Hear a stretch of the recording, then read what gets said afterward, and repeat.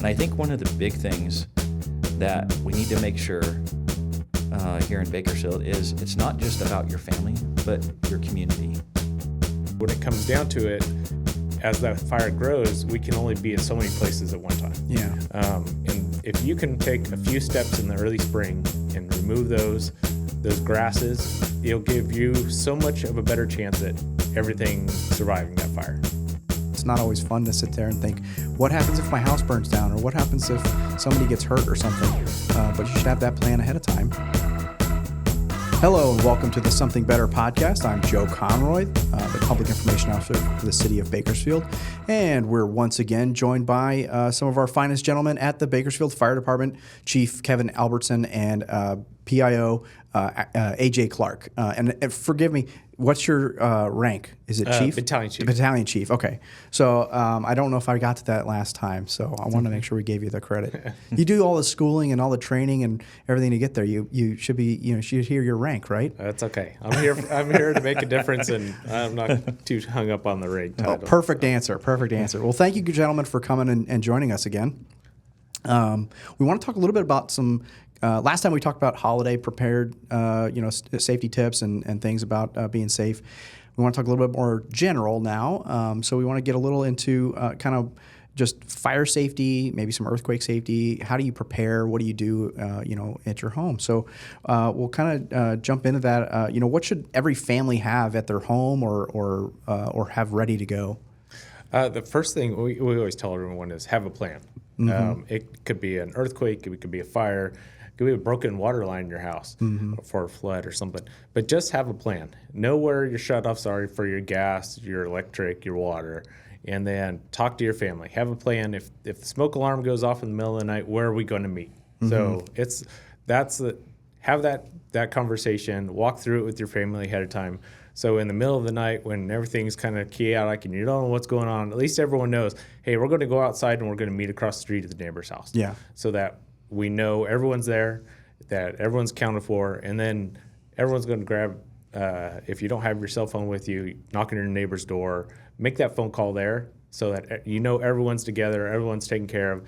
And that's the time if someone's missing, don't go back in for them. Yeah. I think we talked about this last time, but we want everyone to be safe. And if we show up, we're going to do everything we can. We have the best firefighters in the world.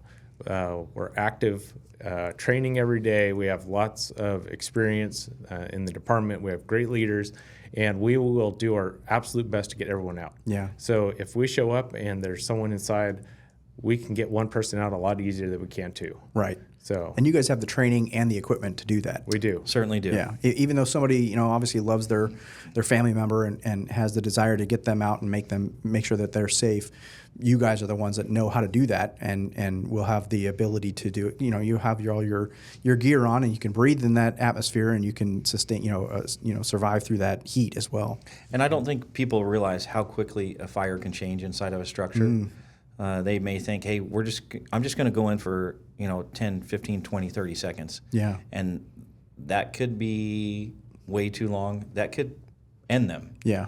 You have lots of dangers in a situation like that you probably don't even think about. Yes. Yeah. And unless you're trained and have the proper equipment, don't go back in. Yeah. That's something that our firefighters are trained to do. They will do it. The best thing that homeowner can do is give those firefighters the most specific information as far as where that trapped occupant is so they can go right to them. Yeah. And that'll be the best, because if they get there and there's nobody there to tell them where that trapped occupant is and you've gone inside, now there's potentially two victims. And like Chief Clark said, it's much harder to get two victims out than it is one. Yeah, and make sure you have working smoke detectors. We talked about that last time. 100%. Make sure you test them and change the batteries regularly. I think we said at the time, when the time changes each year, if it's spring forward or fall back, check your batteries and make sure all that stuff is working. It's the best time. Yeah, it's a good reminder because you're already doing one anyway. You gotta, and everybody's going to be changing their clocks. You might as well check your batteries too. And just remember, nothing in that house is worth your life. Right. Yeah. So all that material stuff, you have insurance, it'll take care of it. Yeah. We've seen people go back in for materialistic things and have significant impacts over the rest of their life Yeah. because of that. So once you're out, stay out. Yeah. And you said have a plan. Talk to your family about that plan. Go over it regularly. Know where you're going to meet when you go outside, right? And then also maybe practice once in a while. Do you have a recommended? How often do you do that? Every year? Do you do it every 6 months? Do you do it once a month? Well, I think a lot of it depends on the age and the person. Okay. Yeah. If you have kids, you might want to do it more often. Okay. Especially around the holidays. It's Yeah. a good time to practice. Say, hey, if the Christmas tree falls over and lands in the fireplace, here's what we're going to do. Yeah. So we don't want to scare anyone. We don't want to scare our kids, but we do want them to be prepared, just like everything in life. We Sure. talk about the dangers in life to protect them. And it's a great opportunity. Like Yeah. when you're putting up the Christmas tree, talk about the importance of watering it. When you're talking about the summertime, the importance of staying hydrated and keeping like your lawn, your yards trimmed up, and keeping the brush down so that if there is a fire in the area, it doesn't get into your backyard or Yeah. the surrounding areas. One other thing with the summertime, CPR. If you have a pool, or if you go to somebody's house who has a pool, or you go to the community pool, somebody in your family, maybe everybody should know how to do some CPR, correct? Yes, yeah. And CPR these days, it used to be so much we were looking at airway breathing, circulation, mouth to mouth, number of compressions, and those are all great. And we encourage everyone to get certified in CPR. But the biggest thing that we're learning these days, and more studies are coming out, that compression-only CPR is showing so much improvement. Yeah. Not stopping, just starting CPR, getting a good 100 beats a minute, compressions, and just getting that rise and fall of the chest a couple inches, and just not stopping. Yeah. So I've done the training. I've been certified here through the city, and I've done the compression only. And man, what a difference! I remember going through the mouth to mouth in like high school and stuff, and nobody wants to put their mouth on the dummy, and they don't want to do the thing. And then in real life, a lot of people don't want to do that either, because whether they think they're going to get in trouble, or it's somebody they don't know, or whatever. Certainly, yeah. But the compression thing, if you're doing that, there's less. You're less likely to not want to do it, because it's pretty simple. Yeah. Yeah. And I think it just speaks to, like AJ said, it's been successful. Yeah. So It works. Yeah, if we can get everybody trained in CPR, especially for their family members, it's a potential to save a life. Yeah. And the training is not very hard. It's pretty easy to remember. When you do your CPR training, they're going to teach you how to do CPR. They're going to teach you how to work with a patient or a person who's choking on something. And they'll teach you the Heimlich maneuver and abdominal thrust. So, all of that are great skills to have. Yeah, that's awesome. So another emergency that people, that we have to deal with here in California, obviously, are earthquakes. So how do people prepare for that? Is it the same as if there's a fire, or is there a different procedure, or what do you guys suggest? I think there's a little bit different procedure. Obviously, during an earthquake, we do the Great Shakeout every year with a lot of organizations. I know the schools, the city does it. When we're actively having an earthquake, we need to seek shelter, and whether that's under a table, if you're able to get outside of a structure easily, we can do that. But Is the door jam thing still a thing? So it's not. Okay. At least not from what I last heard. Okay. The best thing is get underneath something heavy if you can. Okay. That will Sturdy. sturdy. Yeah. That will allow debris to fall on it and not collapse. Okay. And then once the shaking is done, obviously we need to leave the structure. Just like with any fire, you need to have a plan.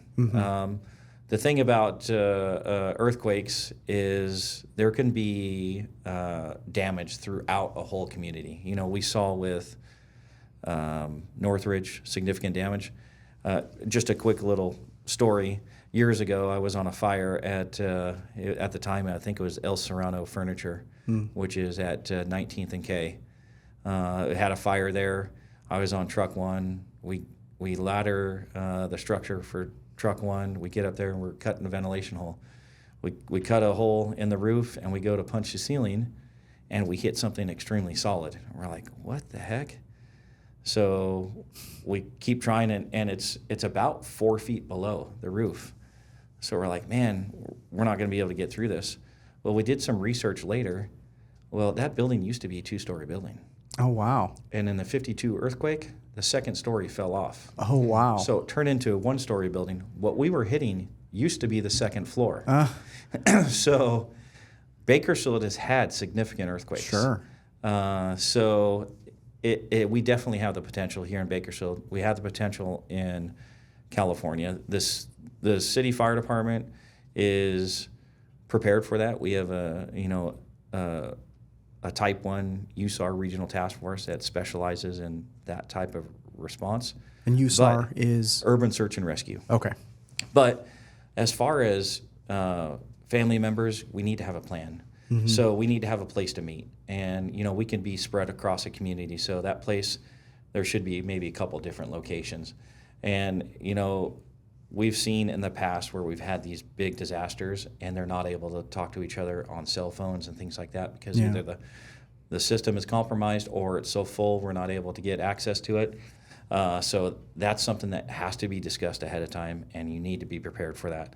Having an actual kit or a go bag with like medications and possible food and flashlights and batteries, any important documentation would be important also in case you have to leave the house in a fairly quick fashion. Being signed up for alerts like Ready Kern. That's not only with earthquakes but also fires, and getting notified what's going on, like, hey, you need to evacuate your house. This is now an evacuation area. Same with earthquakes, because that may give you some valuable information. Being able to have access to that media if possible, to get updates on what's going on. And I think one of the big things that we need to make sure here in Bakersfield is it's not just about your family, but your community. So I know for me, one of the first things I'm going to do if I'm at home, I'm going to make sure my family's okay, and I'm going next door to my neighbor Janie and making sure she's okay. Yeah. So, make friends in your neighborhood, check on each other, and hopefully they'll check on you. And hopefully by doing that, we can make sure we're okay. And if you guys need a response from the fire department, hopefully we can organize that response to that area. But if we don't need to come, that's even more important for us to know, hey, we're okay here, because there are probably going to be lots of people who need that. So we want to make sure we get the resources to where they need to be. Awesome. Well, it's good. That's all good stuff to keep in mind. AJ, tell us a little bit about defensible space and what that is, why you need it, and how much does the fire department recommend for your property? Yeah, that's good to bring up, because things are changing. We see more and more that they call it the WUI, the wild urban interface. Basically where the grass and the forest meet where we live now. Okay. And we're building out more and more, even here in Bakersfield. In the Northeast, you're building more and more into the grasslands and into the rancheria area. Mm-hmm. And so it's important, even in town where you have these vacant lots with grass that grows. The rain that we get every year helps those wild grasses grow and tumbleweeds, and so we just encourage everyone to look around their homes. First off, like, remove anything that's flammable. It could be weeds, debris. It could be just junk material that's been building up around your house. Anything that's flammable, just keep it away. Yeah. Especially the first 10 feet. That's the biggest thing. 10 feet. Okay. Yeah. Get that clear. And then we always say it's 100 feet of defensible space. If you have that interface where you're in the grass area, try your best to create that void of anything flammable, because we will do our absolute best to put those fires out and save your property. But when it comes down to it, as that fire grows, we can only be at so many places at one time. Yeah. And if you can take a few steps in the early spring and remove those grasses, it'll give you so much of a better chance at everything surviving that fire. Yeah. It lengthens the time that you have to save your property. It does. And we usually, when we actually are fighting the fire like directly, it's 1.5 times the flame length. So if you have grass that's 2 feet tall, you need 6 feet of clearance essentially or one if you figure those flames are twice as high. So just that 6 feet will pretty much stop the fire. Okay. And we won't even have to come to your house. Okay. And that's the goal. Like, we want to help everyone we can, but Yeah. when it comes down to it, we have to prioritize and save the most property, or the lives are always our first priority. Sure. So if that is in danger, we'll be there first, and then we follow in and try to save all the property. Yeah. So that wild urban interface, now there's maps available. It shows you where you are in the city, where in the county, and what level of risk you are. Where would you find that? So you can find it on our website. Okay. It lists the LRA areas and the WUI Okay. interface. It's all throughout California now, so you can find out anywhere in California what the severity level is, and then in the highest levels, in the highest danger areas, we are actually going through with the city now as part of the California requirements, and we are notifying residents that they need to clear the space around their homes, and then we give them plenty of time to do it. Yeah. If it's not done and there's a significant hazard still, then we can come in and we'll help clean up, but the property owners will eventually get billed. And we don't want to do that. Yeah. We just want everyone to take their part. Say, if you have a lot that's 30 feet wide, just get out there, clear that 30 feet of space, and help everyone. Yeah. Okay. Kind of dovetailing into that a little bit. Boy, I can't believe this, but was it this year, the LA fires? Was that earlier this year? Was it? Yeah. It's crazy, but yeah, it's still this year. Yeah. So clearly that was on a lot of people's minds around here. One of the first things a lot of people asked, I'm sure they asked you guys a lot, can that happen here? Can we see something like that? So I'll ask you, can it happen here? And if it did, are we ready to respond to that? You know, it's a great question. And a simple answer is yes, it can happen here, although it is very, very unlikely. Mm-hmm. What we've found with the Palisades fire is when you have the perfect conditions, like very, very dry fuel, topography, and high wind gust of 70 to 80 miles an hour, a fire is going to move very quickly. And what they kind of solidified with the Palisades and the Eaton fire is that structural components like houses, dead vegetation around houses, flammable materials around houses are part of the fuel model now, which means that if those embers hit those particular fuel beds, they're going to be very receptive because they're dry and the wind is carrying them a long ways. And once you start incorporating those fuel models, they have very, very high BTUs, and they're going to spread very, very quickly. And that's what happened in the Palisades fire. That fire is spotting, a half to 3/4 of a mile in front of it. And it is very difficult for a fire department to combat that, especially when you have water supply issues. Aircraft can't fly. It's at night. And, none of that stuff happens at an ideal time, of course. Right. If we look at it, that was Los Angeles. Yeah. That's the biggest city on the West Coast. Yeah. A significant amount of resources down there. They were able to assign probably hundreds of engines to that within the first 24 hours, and we saw the impact of that. Yeah. So that just really magnifies the impact that a homeowner can have on a fire. Yeah. Hardening your home, like Chief Clark just said, making sure that your dead vegetation around a structure is gone, making sure that you don't have flammable material stacked up against the side of your house, making sure that you have a fire-safe or fire-wise community. Roof materials and whether they're flammable are also a big component in that. We don't have a ton of wood shake roofs here in Bakersfield anymore, but there are some. If we have, a wind-driven fire that has a significant ember cast like that, an old roof is a very receptive bed for those embers. And once those embers get on that roof, there's a significant chance that it's going to ignite and start burning. And then the structures next to that are at risk, and the structures next to that at risk. And we actually sent our urban search and rescue regional task force down to the Palisades fire, and myself and the deputy chief we went down to the Palisades Fire to take a look at it and make contact with our team. And we drove the Palisades area.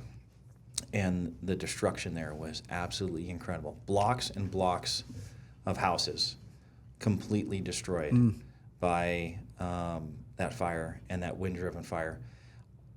Even to the point to where houses on the ocean side of the PCH destroyed, all from ember cast and having either combustible components of a structure or combustible materials next to the house. Yeah.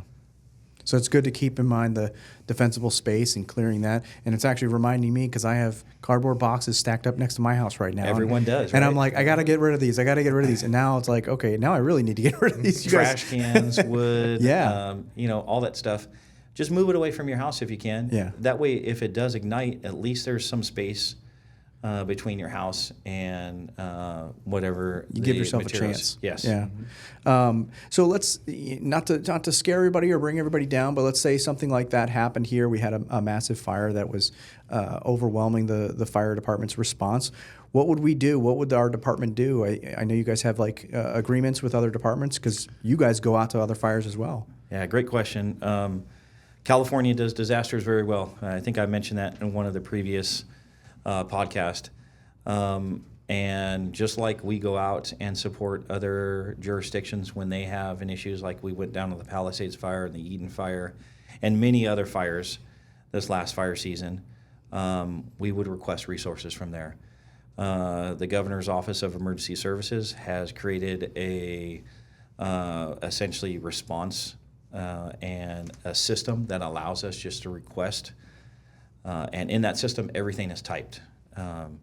Engines are typed, rescue teams are typed, kitchens are typed, sink units are typed. When you say typed, what do you mean? And that's what I mean by typed is, so when an incident commander orders a piece of equipment, they'll order, say, a Type 1 or Type 2 engine. Well, they know exactly what a Type 1 or Type 2 engine has. It comes with 4 people or 3 people, and this much water, this much hose, this size pump. Okay. So it essentially, the typing relates to the capabilities of that piece of equipment. Aircraft are typed, both helicopters and fixed wing. So when we order that equipment, we know exactly what we're getting, because we are ordering equipment specific to the situation we have. All of this came around from the Oakland Hills fire many, many years ago, where we had a huge fire in Oakland. This is actually before any of us, but a huge fire in Oakland, and a bunch of equipment showed up, and they had different capabilities, different ways of attaching to hydrants and things like that, and they were significantly less effective. So California has gone with this typing system in the mid-'70s, the incident command system, and it's been incredibly successful. Okay. Well, that's good to know. You know, if something like that happened, we're not alone. And same thing with these other communities. They're not alone either, because we go to them, and other communities go as well. It's not just Bakersfield, but it's good to know. While it may sound a little scary here, this is all obviously important stuff to think about and to think about ahead of time. You know, it's not always fun to sit there and think, what happens if my house burns down, or what happens if somebody gets hurt or something? But you should have that plan ahead of time. You don't want to be making it up on the fly or trying to figure out what you're going to do in the midst of the emergency and the chaos. So thank you, gentlemen, for coming and joining us again. We wish you guys the best and safety, and you know, you guys have done a great job, and we're happy to have you guys. So thank you again for joining us. Thank you for having us. Thanks for having us. Yeah, absolutely. So anybody that's listening, thank you again for listening as well. And you know, don't forget to like and subscribe. I'm Joe Conroy, the host of the Something Better podcast, and we appreciate you listening. We hope you'll continue to.